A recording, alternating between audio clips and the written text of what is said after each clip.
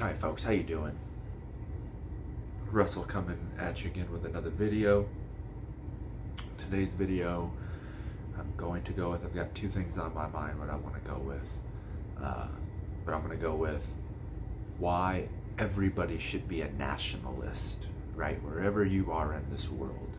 And I might have made this video a long time ago, but I definitely haven't made it recently. I don't go back and look at this stuff, but just of course what's going on in the world right now, conversations I have with other people, decided to go with this topic.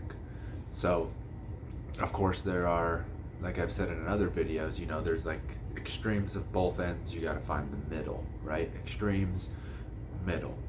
uh, I don't know much, like, so trying to think when I was doing a little bit of my research just now, which was literally like freaking 10 seconds. So bear with me, but you've got like Hitler, which more like super far left, Marxist, things like that. I can't think of the extreme rights. I'm sure there are plenty. Uh, Maybe Gaddafi or something, I don't know. But then there's like the middle ground, which I would go with, which is probably like Gandhi, right? So you've got those extremes, one or the other. Or some would even say like the right extreme would be Donald Trump right now, which I don't believe, but um, so we'll go from there. Now, if you look it up, of course, in today's society, we've got to change the terms of everything, what the meaning of the word is. Because in America right now, if you're a nationalist, you're pretty much like, they think you're like a KKK white supremacist, which is not the case. If you look it up, um, I looked up even just like synonyms for nationalist, and it's like statesperson, patrioteer, which is why I always tell people it's like patriotism and nationalism, it's the same thing. Like, no, it's not. Blah, blah, like, whatever. I'm not going to argue with you, right? If you want to change your definition, that's why when you hear a lot of these debates on YouTube, everybody's like, well, what's your definition? Like, I need to go off of what your definition is, because if everybody's got different definitions, then it doesn't matter, right? Now, if you want to say nationalist is a KKK white supremacist, then I guess you have to say white nationalist, right? You can't just say a nationalist. That's not how it goes. But you need to put white in front of it, because then that gives it the definition that you want, right? Or like if you want to go with David Banner, which I made that video, David Banner, Nick Cannon, those type of things, they would be more, in my opinion, of a black nationalist, because they're more for the black community, which is fine. Don't really care. Um, but you've got to understand, in my opinion, and it's like, once again, you're always going to get more of a Christian perspective from me, and then just my own thoughts on that, because when I do my studies, I do more of a from a Christian background. So it's one of those things where God puts you on this planet, right? Puts you in your specific demographic, makes you, your nation, your ethnicity, your gender. That's how God puts you here. You don't really have a say in it. But when it comes down to it, and I wish I would have done research on that, if it's St. Thomas Aquinas, and it's like, you know, that's where God put you, so you have to have pride for where you're at. It's your house, right? This is my house. It's a freaking mess right now. About to have another baby, but you need to have pride in your home and cleaning your house and protecting your house, right? Well, your home is America. Your home is Mexico. Your home is Sweden. Your home is Africa, Australia, Japan. Wherever your home is, you need to be a nationalist of that country. And I've said it before. It's like, if I know you're from Japan, it's like, yeah, you might come here to America, you are, Mexico or Canada, and you want to come to America for a better life. That's fine. That's great.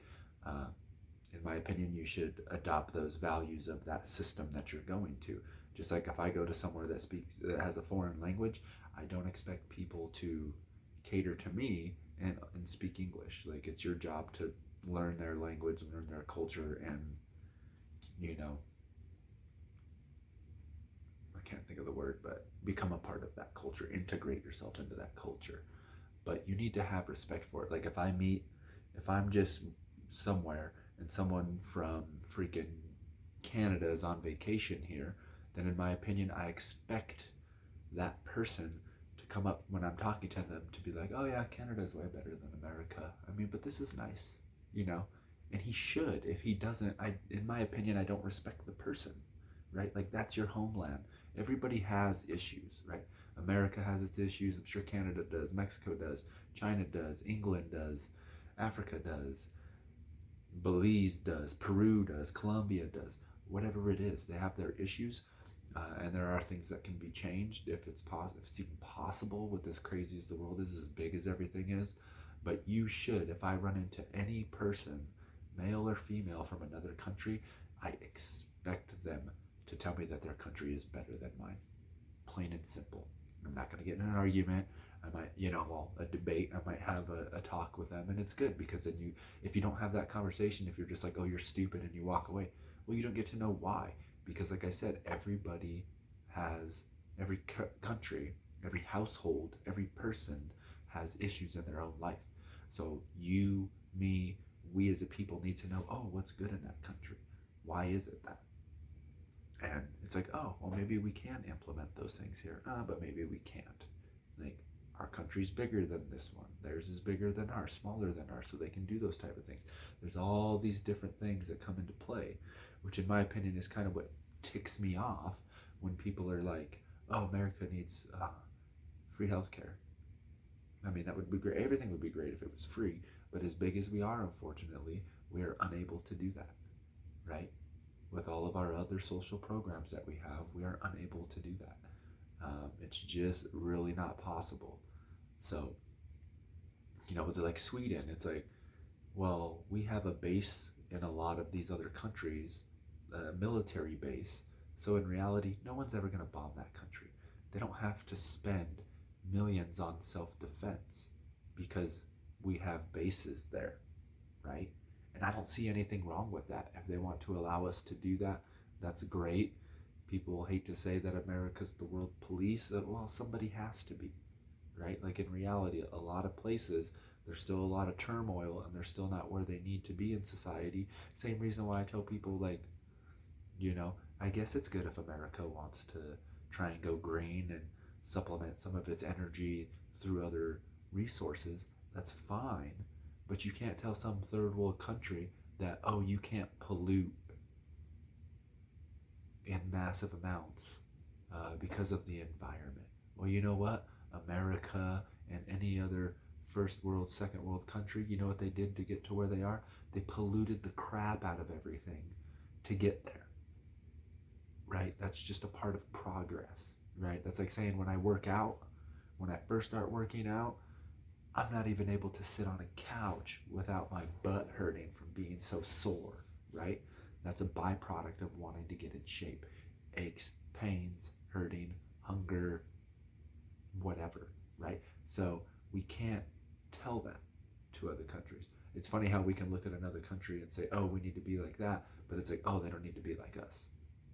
Well, no, in reality, we need to intermingle in that sense. But so in reality, you should be proud of your country, no matter what. And you should be able to have a respectful conversation about how your country needs to improve and how to go about that. And the problem is we try to do this so fast in our world right now because everything is super fast. And unfortunately, it doesn't happen like that. The things you do are going to take a long time to, to whatever, to come to fruition, to fully develop. It's that same thing if you have food allergies, right? What do? You cut everything out of your diet, and then you have to go like 1 or 2 months and let's add one thing back. Is this thing the thing that's upsetting me? No, it's not. Okay, well, let's do this one. And I think that's the problem. It's like every day we're trying to pass a bill. We don't need to be passing a bill. What's the most important thing? Pick like the most 5 important things since America's so big. And it's like, okay, we have to do, this is why government needs to be so much smaller as well, right? We introduce one bill and it's like, okay, in reality, how long is it going to take to get this thing developed and see if it truly works, right? Okay, well, it's going to take 5 years. Well, then from now on, we need to think about is doing any bill that comes up in any way, shape, or form, is this bill going to affect that bill? And you need to do your studies on it. Well, yeah, it probably could in this way. Okay, well, then that bill's gone, right? Because this is our number one priority. That's what we need to get to. It's not every day we need to pass something every day, because then everything's just negating itself. And it's that same concept of even with working out, right? You need to stick with your program for 1, 2, 3 months, and that's just for my one little body to figure out if this is working. Same with a diet. Well, with an entire country of 350 million people, how long do you think that's going to take, right? So once again, things to think about: nationalism. Be proud of your freaking country, wherever you are. And if you see me, I have no problem with you telling me your country's better than mine, because that's your home and you're supposed to, right? It's like I tell my wife when I go to like you go see other people's houses. I'm not a car guy. I don't really care about cars. It does nothing for me. Yeah, don't get me wrong. I like to drive fast, and I hate loud cars, like muscle cars, and they drive by. It's all loud. And I'm just like, man, that thing is so annoying. Like, right? But so I'm not a car guy. Go over for the first time to my wife's brother's wife's family's house. Her dad shows me this awesome car, 1100 horsepower, and I'm like, oh, yeah, this is really cool. And he's kind of showing me things. I'm like, oh, neat. Like, I don't know. Like, I understand you're proud of it. It's the same thing with me. You want to come and tell me how great Canada is? That's fine. We can have a conversation about it. But I'll just be like, yeah, well, I'm in America. This place is pretty great, right? Like, I don't really care.